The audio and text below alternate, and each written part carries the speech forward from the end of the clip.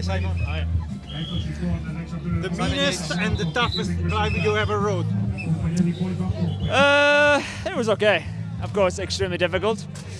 And I crossed the line completely empty. But every climb is difficult. Yeah. No, I'm happy with what I did there. I just couldn't catch Chris there in the final to win the stage. But as I said, I finished empty, so I'm happy. What about your race plan? From the beginning. Yeah. Control the breakaway, and then after that the final climb, 2 climbs, we rode at a good tempo, and we knew in the final that there would be other teams who would want to push the pace, and that's how it worked out. I tried to stay with Chris for as long as possible in that moment. Then when he made the final attack, and I couldn't follow him straight away, so I made my own tempo. And from there it was just whatever I had in the legs. And I'm happy with what I did. Chris Froome is back. I don't think he ever left. So you're not surprised for the performance of Chris today? No, not at all. You don't win as many races as he does without being a great rider. For sure he will try now in the coming stages with a lot more confidence. Yeah. Are you satisfied with the difference between you and Tom Dumoulin today? Am I surprised? Yeah, satisfied. Satisfied? Yes, I am.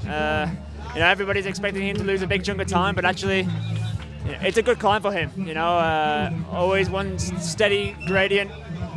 He could just, churn the big gear and keep going for as long as possible. Actually, if anything, it was a nice climb for him. So happy that I put some time into him.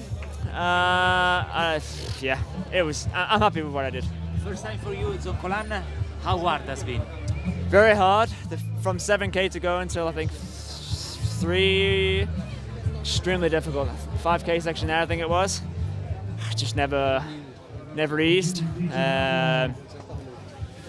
But I think I did a good climb. I paced it well, and like I said before, I arrived empty. Simon Yates, that was an epic duel between you and Chris Froome. Just how much pain did you went through? A lot. Yeah, really. I finished across the line. I was completely empty. I gave everything. I really tried to get in, but I just couldn't get in there. But I'm happy with what I did, so no complaints. You gained time on Dumoulin, but you lose time on Froome. Is he completely back in the game according to you? I don't think he was ever out of the game, really. He never really that far behind to say he was completely gone. And I said that from the beginning. And now he'll have confidence to try in the next stages. So I expect him to be good. Once again, the differences between the favorites on some climb were small. How come? It's always like this on this climb. It's hard to make a difference when you're going 10k an hour. If one guy's doing 10k an hour, the next guy's doing 11. You're not actually gaining that much time. A really difficult climb. Like I said before, I did the maximum I could. I couldn't go with Froome when he originally went. And the gaps are small. One more reaction to a quote from Dumoulin. He said, "It's not enough for me to win the Giro," right after the finish line. What do you mean? He said that about himself.